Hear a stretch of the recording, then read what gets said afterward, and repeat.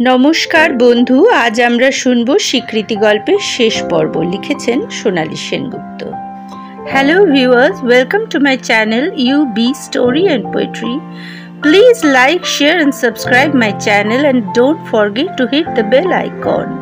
If you wish, please write some inspiring comments. Thank you. শুরু করছি গল্প স্বীকৃতি। প্রতি রাত যেন মলিনার কাছে এক অপূর্ব আনন্দের অনুভূতি নিয়ে আসে। স্বপ্নে তিনি চলে যান দূরে, বহু দূরে, নীল পাহাড়ের কোলে, যেখানে রাখাল বালক গরু চড়ায়। আবার অন্য কোনো নতুন দেশে নতুন মানুষদের জীবন স্রোতে তাড়াতাড়ি খাওয়া শেষ করে বিছানা নেন তিনি। আজ আবার যদি সেই দেশে যেতে পারি যেখানে কাল গিয়েছিলাম, সেই ফেরিওয়ালার কাছে কি যেন কিনবো ভেবেছিলাম।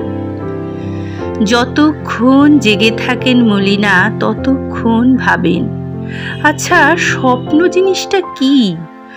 বাস্তবে যা ভাবি তারই প্রতিচ্ছবি, কিন্তু তা কি করে সম্ভব? কত কিছুই তো তিনি স্বপ্নে দেখেন যা বাস্তবে কখনো চিন্তাও করেননি। এমন কত জায়গায় তো তিনি স্বপ্নে চলে যান যেখানে কখনো যাওয়া তো দূরের কথা, কারো কাছে গল্পও শোনেননি। কত নতুন চরিত্র যাদের প্রথম দেখছেন তিনি স্বপ্নে। আসলে মানুষের তো দুটো মন, একটা সচেতন, অপরটি অবচেতন। ঘুমে ক্লান্তিতে সচেতন মন সহজে ঘুমিয়ে পড়ে, সেই অবকাশে জেগে থাকে অবচেতন মন। তার তখন অবাধ স্বাধীনতা। সে জেগে জেগে নিজের ইচ্ছা মতো, রুচি মতো চিন্তার পক্ষীরাজ ঘোড়া ছোটায় 7 সমুদ্র 13 নদীর পাড়ে। দ্বীপান্তরের মাঠ পেরিয়ে নীল পাহাড়ের চূড়ায়, ঝর্ণা নদীর ধারে, স্বচ্ছ পাহাড়ি নদীর পাড়ে, ফুলের বনে, নীল আকাশে সে জীবনের সুন্দরতম চিত্র খুঁজে ফেরে। বাস্তব জীবনে মানুষ যে সৌন্দর্য, যে আনন্দ থেকে চির বঞ্চিত, তারই রস গ্রহণের অপরিসীম তৃপ্তি সঞ্চয় করে মন। এবার মলিনা একটা উপায় বার করলেন। বালিশের পাশে খাতা কলম নিয়ে ঘুমান। ভোর রাতে যখন ঘুম ভাঙে তখন সেই রাতের দেখা জীবনের গল্প সহজ স্বচ্ছ ভাষায় লিপিবদ্ধ করে রাখেন।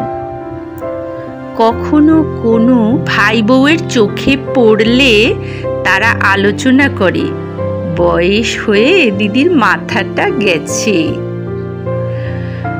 এইভাবেই খাতার পর খাতা শেষ হয়।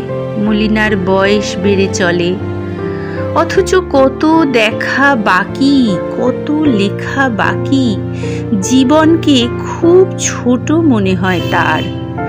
শুধু স্বপ্ন নয়, লিখতে লিখতে কখন নিজের অজান্তেই বাস্তবে দেখা বহু মানুষ, বহু ঘটনা, বহু জীবন চিত্র উঠে এসেছে তার লেখায়। মাঝে মাঝে সে লেখা পড়ে তিনি নিজেও বিস্মিত হয়ে ওঠেন। 80 বছরের বৃদ্ধা মলিনা এখন নিজের অস্তিত্ব রক্ষায় সম্পূর্ণ অক্ষম। লেখালেখি বন্ধ হয়েছে বহু পূর্বেই। অর্ধ অন্ধ, কম্পমান হাতে খাতাগুলির পাতা উল্টান আর মৃত্যুর প্রতীক্ষা করেন। নিজেকে সম্পূর্ণরূপে প্রকাশের অতৃপ্তি আজও তাকে তাড়িয়ে বেড়ায়। অবশেষে সেই চির নিদ্রার ক্ষণ উপস্থিত হলো, যে ঘুমের দেশে যাওয়ার পর শুধুই আনন্দ, শুধুই শান্তি। ভাইয়েরা ঘর পরিষ্কার করে দিদির সব স্মৃতি পুড়িয়ে ফেলল তার চিতায়। দিদির ছবির অ্যালবাম, ব্যবহারের জামা কাপড়, চুল আঁচড়াবার চিরুনি, পোটলায় বাঁধা তার বাবা মায়ের স্মৃতি, আরও এমনি নানা জিনিসের সঙ্গে সেই খাতার গুচ্ছটিও পরপর করে পুড়তে লাগলো চিতার আগুনে। আবার নতুন করে গল্প শুরু হয় বেশ কিছুদিন পর।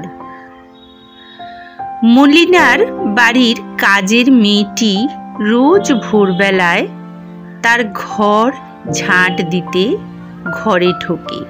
অবাক হয়ে সে দেখত বুড়িমা শুধু কোনায় বসে কতগুলো খাতার পাতা উল্টায়। জিজ্ঞাসা করলে উত্তর পায় না।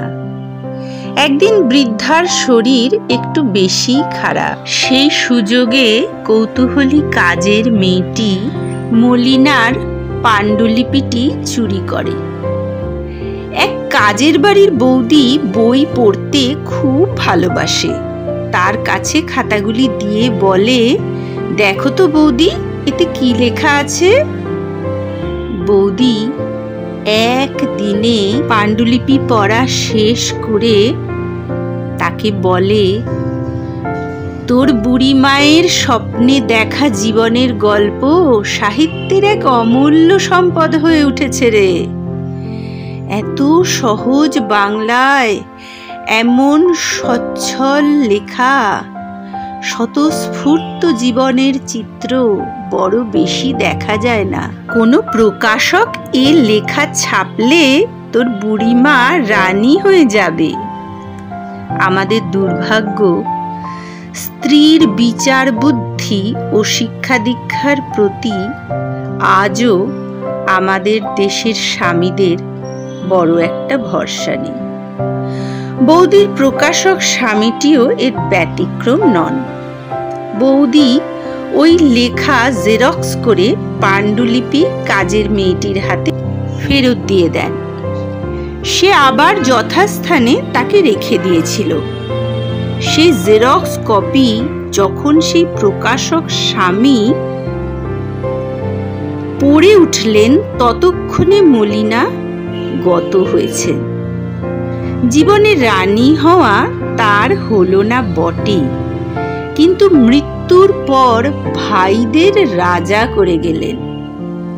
তাই হঠাৎ যখন ভাইদের হাতে বিরাট অঙ্কের চেক আর মলিনার নামে সম্মান পদক এসে উপস্থিত হলো, তখন তারা এত অবাক হলো যে দিদির প্রশংসা করতে ভুলেই গেল। হাতে পাওয়া টাকা দিয়ে কি কি ভবিষ্যৎ পরিকল্পনা করা চলে তার চিন্তাতেই ব্যস্ত হয়ে উঠল। মলিনার মলিন মুখখানির একটা ছবি ঘরে টাঙানো ছিল। ছোট ভাই বউ তারই পাশে বাঁধানো সম্মান পদকটি ঝুলিয়ে রাখলেন। পরদিন সকালে যখন কাজের মেয়েটি ঘর ঝাঁট দিতে এলো, তখন অবাক হয়ে গেল। মলিনার ঠোঁটের কোণায় এমন আশ্চর্য সুন্দর হাসির রেখা সে আগে কখনো খেয়াল করে দেখেনি তো।